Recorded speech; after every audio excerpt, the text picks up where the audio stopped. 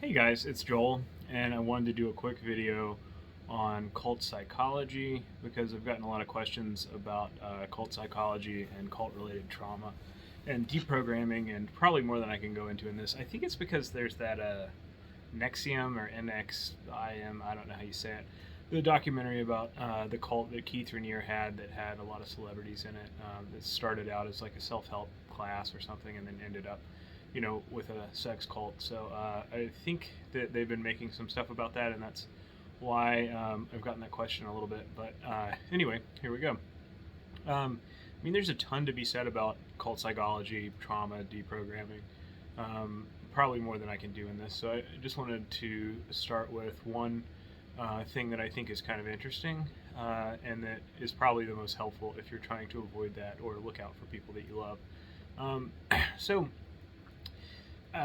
this is a pretty common concept, but when you look at the kind of like classes that Keith Raniere was making, he was using neurolinguistic programming, which is a kind of fad in psychotherapy, self-help from the 80s, and then also hypnosis.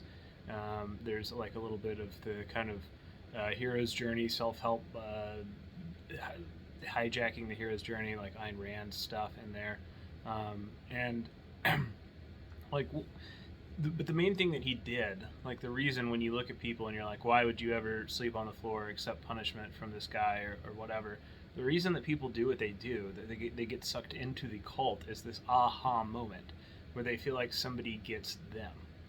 And the person who's leading the cult probably does get them. Keith Raniere, when you listen to the interviews with the people who were in the cult, they felt personally understood, and he probably was very good at seeing people's shadow and saying, okay, this is what you're running from, this is what you're bad at, this is your insecurity, this is what you're afraid of, I'm going to use that against you. And so this is the number one thing when you're trying to figure out, is someone legit, is somebody trying to help me, or is this bullshit? Is that the person, you have to disconnect two things, right? One is the problem being diagnosed, and then two, the solution that fixes the problem. And the people who want to blend those together are the people who are dangerous.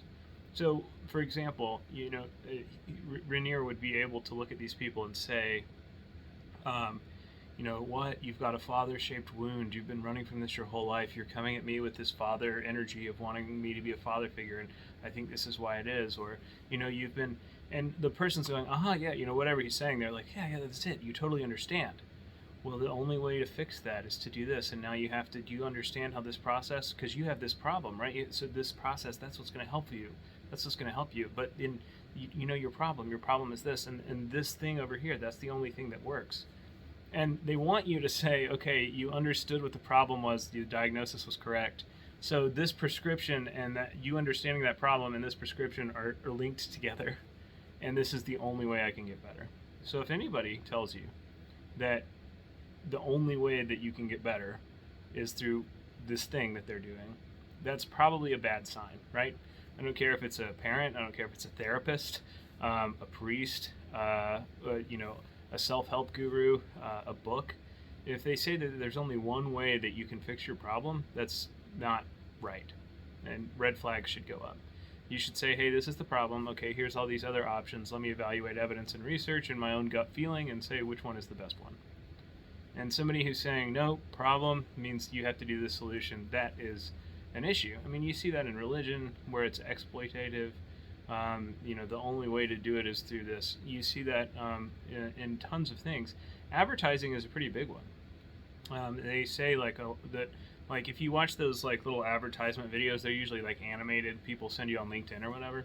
You get this. They don't even tell you what they are, who they are, what the product is.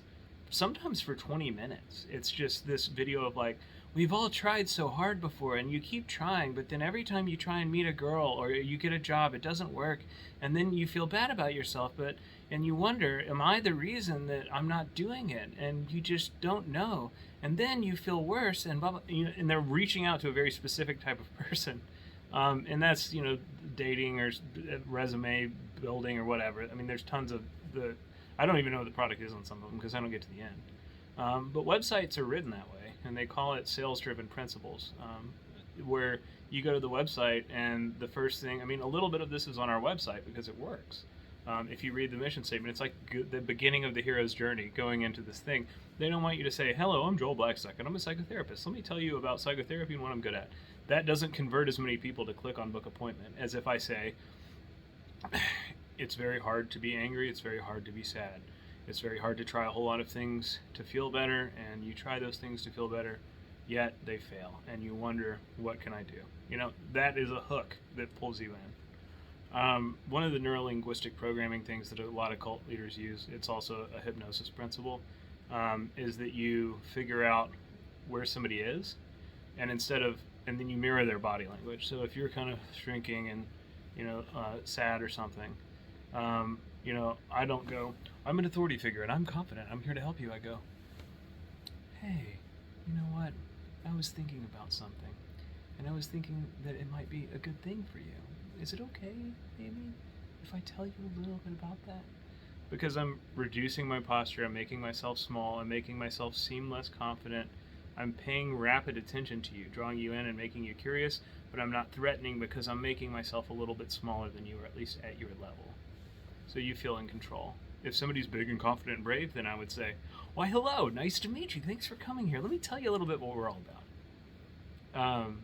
That's one of those kind of posture mirroring things that some therapists use. It's not immoral, it's just an amoral principle. You could use that to help somebody and make a connection, or you could use it to exploit them. So I think those are kind of the big things that jump out. That's kind of the biggest way to evaluate things is, and you should, be aware of that whenever you're making any kind of decision. This is my problem, so I need to sit and look for a solution. And out of multiple solutions, which one do I choose? Which one feels like me? If it's a personal or spiritual thing, or which one is evidence-based? If it's maybe a medical or what are the results? What is the think about it logically and intuitively, but make sure that you're considering multiple options, because you always have multiple options. If you're telling yourself I only have one option to fix this problem, that's rigid thinking. That's not correct. One option is maybe best, but you always have multiple ones. And the people who are going to exploit you are going to say, I'm the only person that can help you. If a romantic partner, if a therapist, if a priest, if a salesman ever says that to you, in so many words, get the hell out.